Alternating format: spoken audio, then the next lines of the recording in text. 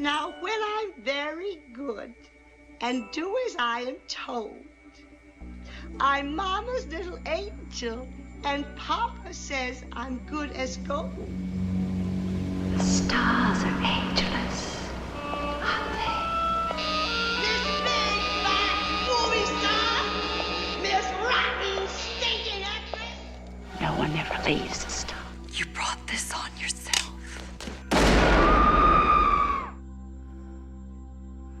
Imagine that you're sleeping and someone in the dark slowly approaches your bed.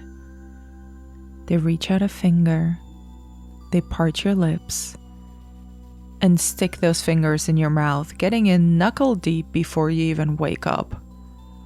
That in itself is a horrid enough image, but does your reaction change if the fingers belong to an old woman?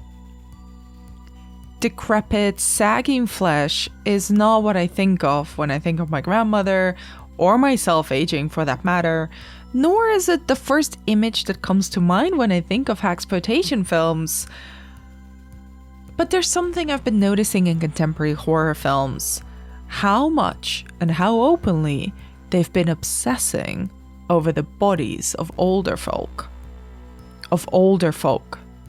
I'm not exclusively talking about women here, as you'll see later in the episode, although it has mostly been a phenomenon centered on female bodies.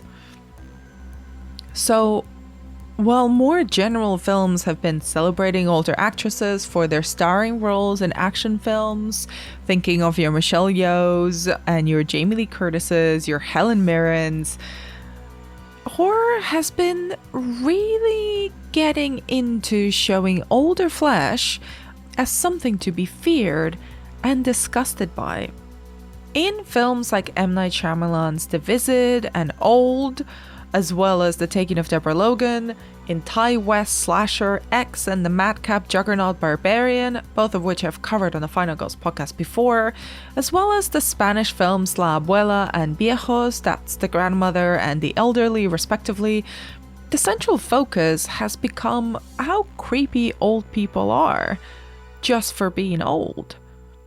This is haxploitation like we've never seen it before. It's fleshy, it's gory, it's almost medical at times, and it's kind of a bad vibe. Welcome to the Final Girls podcast. I'm your host, Anna Bagutske, and in this series of the Final Girls, I've been journeying through the oft-forgotten, under-discussed, and very commercial genre known alternatively as hack horror, psychobiddy, grand dame guignol, or just plain old haxploitation. In this episode, the penultimate of the series, I'll be covering several films that have come out over the past decade and that seem to pinpoint how haxploitation has evolved from a genre focused on the psychology of older women to one focused on their bodies, and namely, how gross they are. I like a lot of the films I'll be discussing in today's episode individually, but when you look at them all together in this way, they paint a confusing and somewhat exploitative picture of how contemporary horror has taken the wrong lessons from the original haxploitation, which was, as I've extensively discussed, a problematic genre. Let's start with the earliest examples. The Visit and The Taking of Deborah Logan are two sides of the same coin. Both films came out around the same time, with a year's difference. Both are found footage horrors, and both have the elderly as the primary source of fear. Please beware, I will be spoiling both films slightly, and they both have great twists in them, so proceed with caution. Throughout this episode, you'll hear from culture writer Billy Walker, who I interviewed because she wrote a couple of really excellent pieces on the recent rise of haxploitation in horror films again. After a series of deeply and serious disasters like Lady in the Water, The Happening, and The Last Airbender, early aughts horror prodigal son M. Night Shyamalan redirected his once promising career. The Visit is a small, contained film that reinvents the Hansel and Gretel fairy tale for the found footage generation. In the movie, the children of a woman estranged from her parents go to visit their grandfolks for the very first time in their lives. At first, Nana and Grandpa are convivial, a bit kooky, but in a regular kind of way. But things quickly get very weird. The kids spot the grandma wandering around at night and under the house, naked. She crawls towards the kids like some sort of long-haired insect. They find feces-filled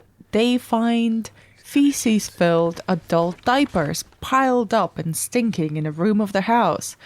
At one point, Nana tries to strangle herself with a scarf and puts one of the kids into the oven. There is a reason for this strange behavior and not a supernatural one, but I will save that reveal for you to watch the film.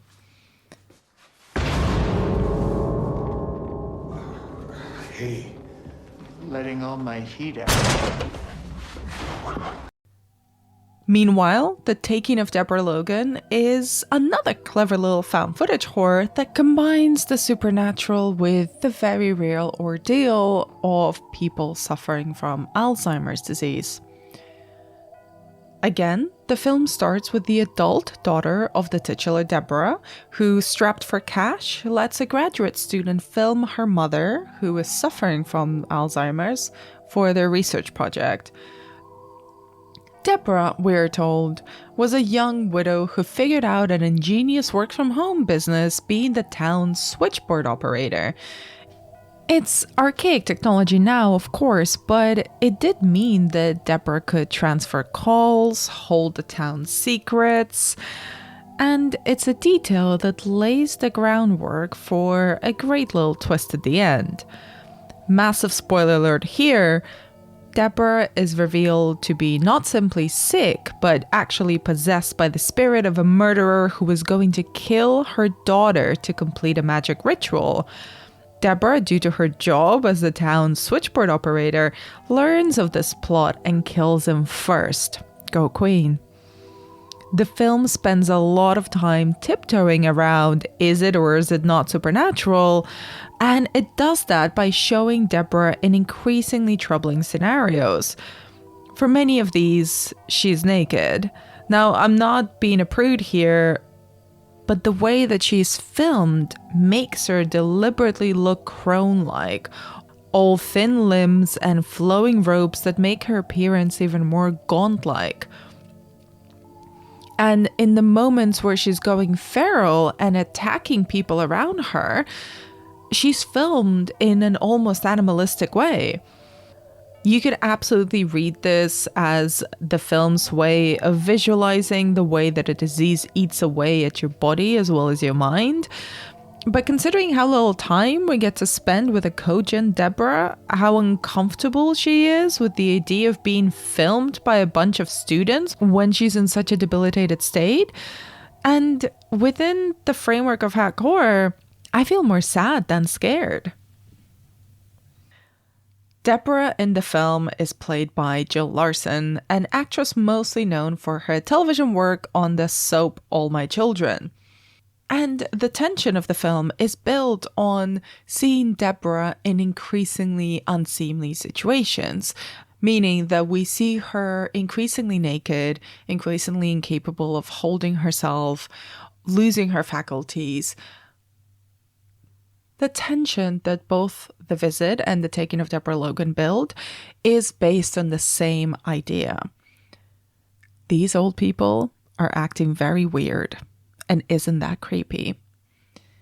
Of course, there's also the familiarity that a mother or a grandparent would have that disappears, both with the very real disease of Alzheimer's and with potentially supernatural intervention. Both films flirt with the otherworldly, especially when it comes to filming the bodies of Nana in The Visit and Deborah in The Taking of Deborah Logan. They're both framed as almost insect-like, very often filmed naked in really vulnerable situations. With the horror supposedly being the fact that they are wrinkly, and old, as opposed to the helplessness of a person very capable of taking care of themselves suddenly losing the ability to do so. Jumping ahead, between 2021 and 2022, two Spanish films came out that both had the elderly as its stars and as its monsters. Paco Plaza's La Abuela, the grandmother, begins with a severe-looking woman finding her friend's dead body on the floor of her apartment in Madrid. Shortly after, the same woman, who is the titular grandmother, Pilar, suffers a debilitating stroke, and her granddaughter Susana, who's a model, is called to come and take care of her. Desde ese momento, su abuela es una persona parcialmente dependiente. Necesitará ayuda para muchas cosas. Pero puede mejorar. The film pays much attention to the process of elderly care, of how difficult it is for Susana to reconcile this person she grew up with the limp, frail body that she's now taking care of. Equally, the film gives a lot of attention to Pilar's wispy hair, her wrinkled hands, and her physical frailty. Pilar is essentially immobile throughout the film, completely mute, but still a chilling and off-putting presence. The actress Vera Valdez, who plays Pilar, is a Brazilian model who has been steadily working since the 50s for designers like Christian Dior and Coco Chanel, and posed nude for a magazine well into her 70s. And I imagine there's a certain level of comfort that she brings to Pilar's nude scenes. And in the film, there are a lot of them. Pilar's body is filmed constantly, filmed naked, being bathed and moisturized and cleaned by her granddaughter. And while Susana treats her with care and sensitivity, the film's horror scenes also seem to be centered on Pilar's body. And the source of that horror and that tension is not that this woman is losing her faculties. I mean, as an aside, how could we possibly know? We don't really get to see her be herself at all. But to be in this very bodily contrast between young flesh and old flesh. In one scene, Pilar gets naked and spies on her sleeping granddaughter. The camera frames their bodies very differently. It glides over Susana's body as she sleeps, but it often severs Pilar's, showing just one wrinkly buttock, one elongated, age-stained finger, or just her mouth, always murmuring something. The message seems to be, one is appealing, and the other is, ew. Elder body horror, it seems, insists on isolating body parts to make them creepier. In 2022, I saw a film that really struck me. Viejos, or The Elderly in translation, is a Madrid-based reimagining of The Invasion of the Body Snatchers. And exceptionally, The Elderly is not centered on an older woman, but an older man, Manuel, who starts exhibiting troubling behavior after his wife dies by suicide.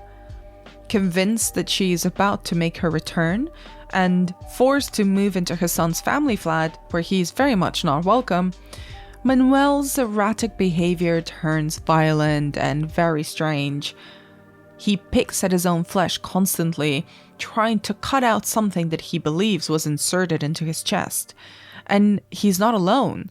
Contrary to other modern haxploitation films, it seems that the weirdness is happening to every single elder person in Madrid. Everyone is being creepy as fuck, behaving weirdly, and staring at young people. All of this weird behavior leads up to a magnificent and bombastic finale that I won't spoil for you here. Do try to seek out the film if you can. Interestingly, perhaps because it is not just focused on a single character, but expands it to the idea of all the elderly in a given town, it widens the scope of body horror. But it is still coming back to the same trick of just showing an older body to create disgust and revulsion. In many scenes of the film, even when they're just sitting there, looking off into the distance, the elderly are creepy just because they're old. The film is set auspiciously against the backdrop of one of Madrid's heat waves, inching closer and closer to 40 degrees. And listen, I used to live in Madrid, and the heat waves are no joke. It's like living in a microwave. But it also becomes the film's reason, justification if you will, to show more flesh, sweaty, uncomfortable flesh. And while everyone is suffering the heat wave in the film, there is much time spent showing us how undignified it is to be sweaty and old. There's another horror film that came out the same year, the German pseudo-zombie flick titled simply Old People, which traffics in a similar kind of imagery. In the film, the old folk that live at a retirement home are treated appallingly due to lack of funds and care, and for absolutely no reason all of a sudden go on a killing spree that is decidedly zombie-esque. Before they go full zombie though, there are multiple shots that are literally just panning around a room where older people are standing, sitting, looking off into the distance, looking miserable, but not doing anything. I watched this film in the middle of writing the series, and I kept thinking, is this enough to be scary? Am I supposed to be scared of mute older people sitting around, not doing much?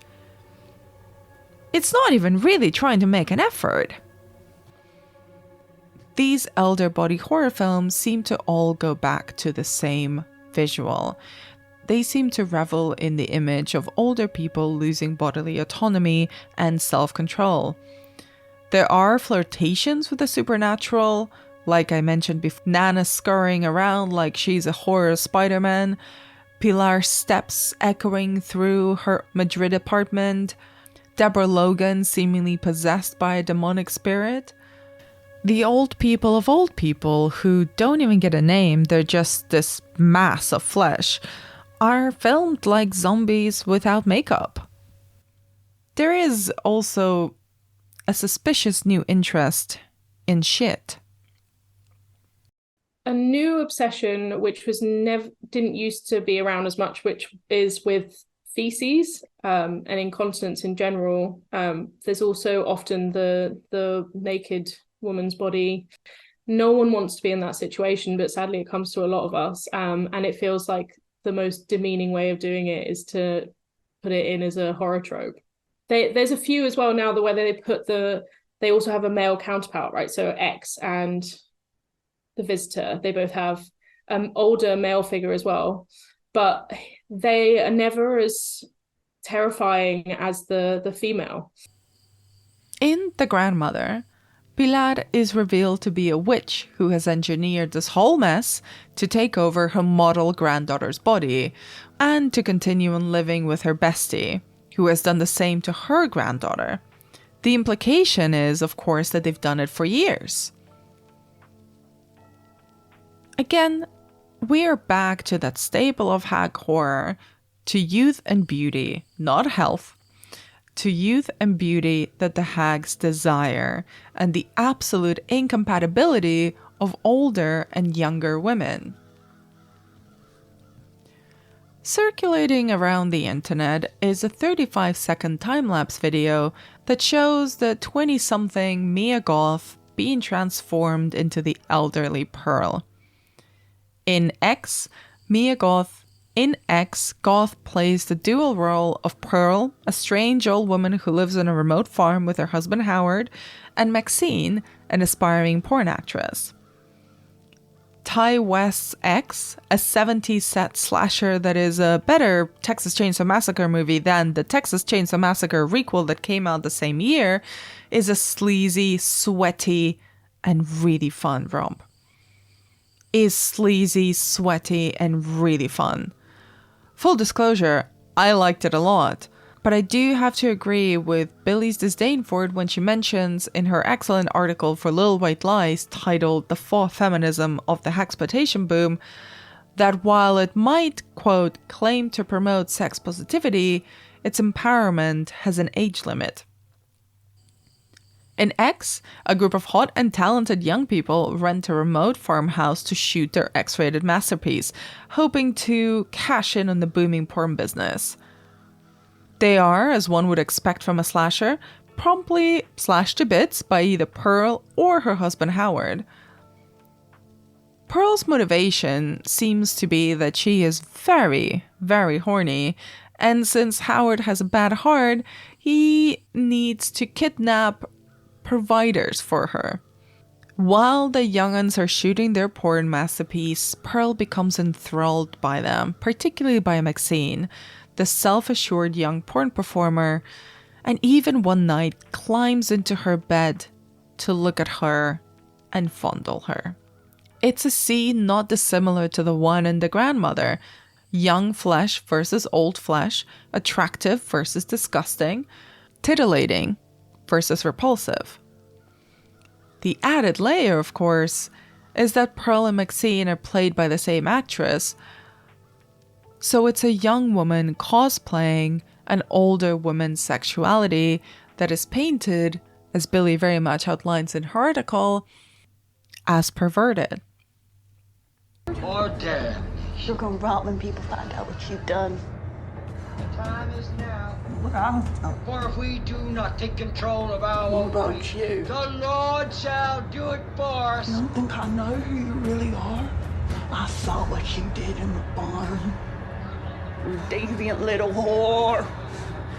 You're insane. You end up just like me. Time to turn our backs on sin and make the And I'm nothing like you. once and for all. You're a kidnapping, murdering sex fiend. I'm a fucking star. The whole world is gonna know my name. Say it with me now. I will not accept a life I do not I deserve. do not deserve. Stop fucking staring at me!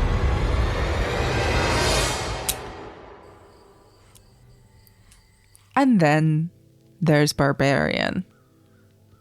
Again, in isolation, I loved Barbarian.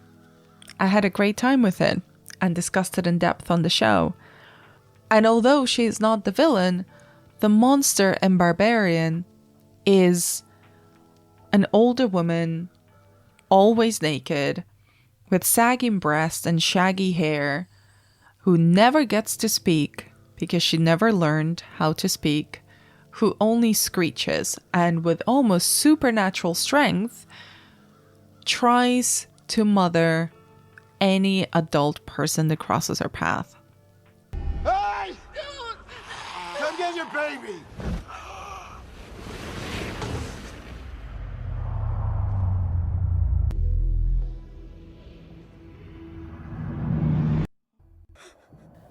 Referred to just as the mother in the credits and subsequent coverage of the film, she is sort of the worst example of the points that I'm trying to make in this episode. She's all body, no personality. She has a backstory that is explained to us through other people. She is the monster, even though she's not the villain. She never gets to speak. And at the end, she needs to be eliminated. These new films seem to me to be fascinated with the female body as an object of death. The hag is not a person who is rageful or psychotic or greedy or too out there in any capacity like she was in the 60s or the 70s.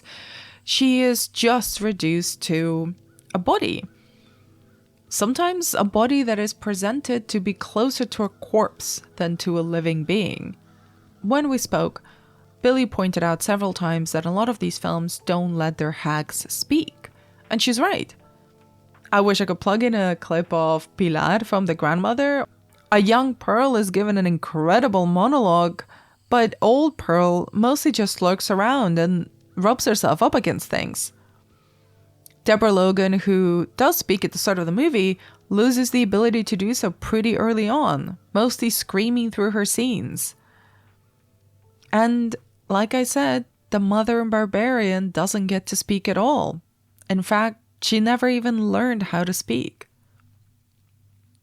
Then I would have loved to see the monologue that Pearl gets, that Mia Goth gives in Pearl, in X, like, because it would just be great to see a bit more, like, yeah, this is why I'm pissed off, because you're not wrong, like, you can be pissed off, and it's not like you have to age gracefully and like be really at peace with where you are and how your life's gone.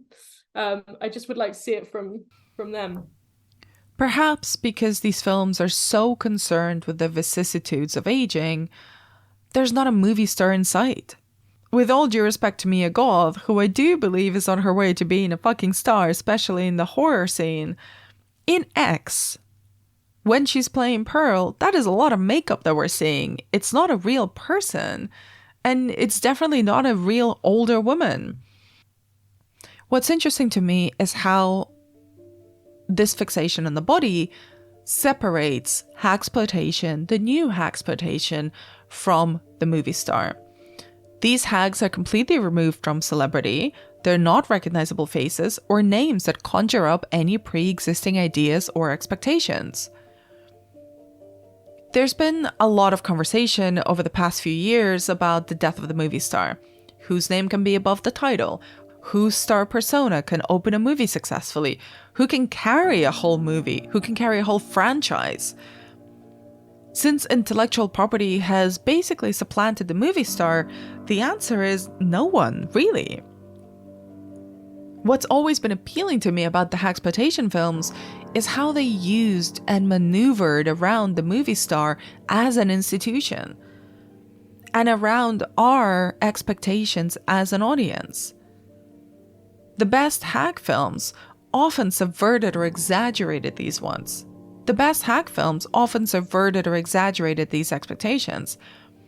A movie star is not a job title, but it is a position that carries with it a lot of power. And I don't mean power over audiences or charisma or all that public-facing stuff. I'm talking about the power that that name recognition brings behind the scenes. What roles to do, what to show, what not to show, where to draw the line. These are all decisions that are often negotiated by people who have a public image to uphold, by movie stars.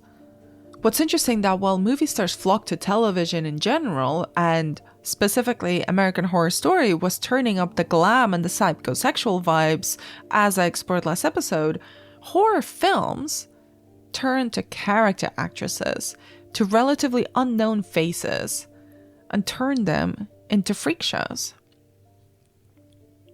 Aging is universal, inevitable, and like a lot of changes in life, scary in its own way. While I really like these films individually, when you look at them together like this, they are all fixated on just showing an older person's body on camera and assuming it's going to be gross and horrific by default. And that feels like a fundamental misunderstanding of both body horror and hagsploitation. I think it does and it doesn't. I think in some ways there's a lot of bodily fluids. It's like it is focused on the body, but I think they're often the hagsploitation films are often much more formulaic than a body horror film. I think body horrors asks way more impressive questions about gender and sexuality and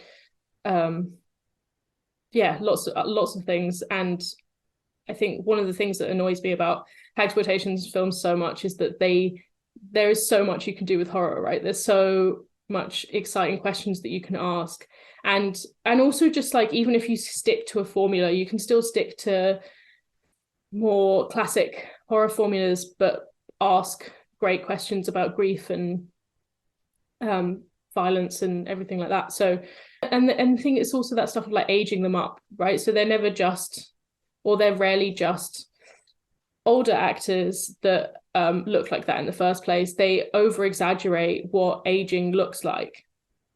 and turn people that are, I mean, the weirdest one to me is turning Mia Goth into a 80-year-old woman, and yeah, because that just feels like you couldn't even give an older woman that character, because you almost knew that it was so demeaning that you didn't want to hire an older actor. I mean, I'm sure there's other reasons that they chose that, but that's how it felt.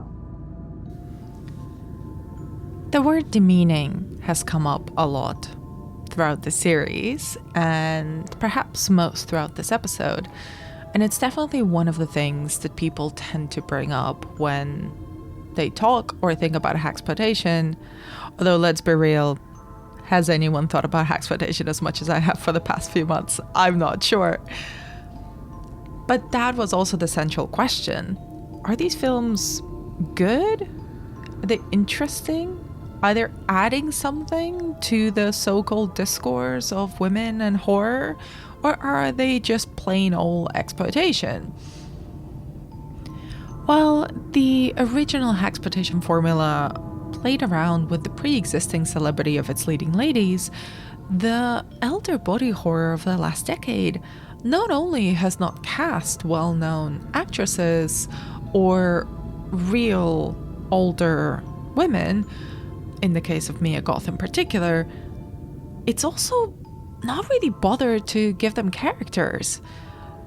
Considering how fascinating and rich the subgenre of body horror is, and the opportunities that it can afford to explore the realities, often very taboo and unspoken realities of living in any kind of body and one's relationship to it, it seems like such a missed opportunity to use the bodies of older women as just straight up sources of revulsion and never try to give them a character that is worthy of watching, of listening to, of engaging with.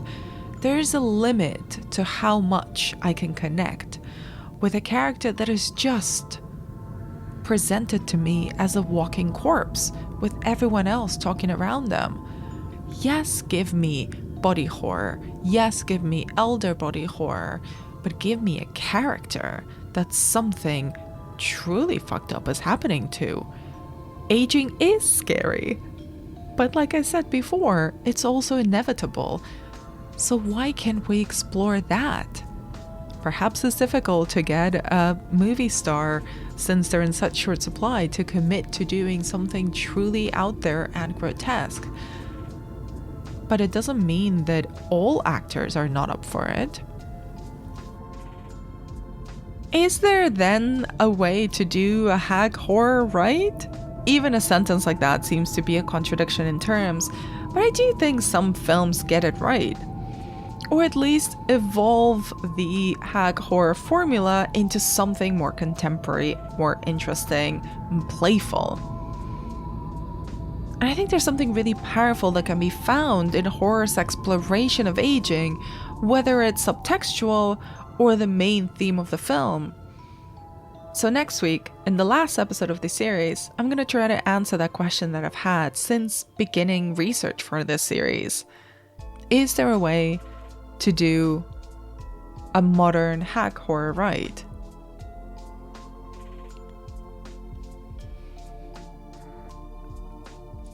Thank you so much for listening to the Final Ghost podcast and this penultimate episode of our series on hags. Thank you to Billy Walker for her time, and you'll find a link to her article in the show notes. Meanwhile, you can find me on Twitter and Instagram at AnnaBDemented, and you can always dive into our previous seasons where we have covered witches, vampires, female monsters, and teen horror. Next week's episode is going to be the last of the HAGS episodes, and I'll be wrapping up this series with a deep dive into the contemporary hag horror films that have done it right. And yes, that means I'll be talking about Ma.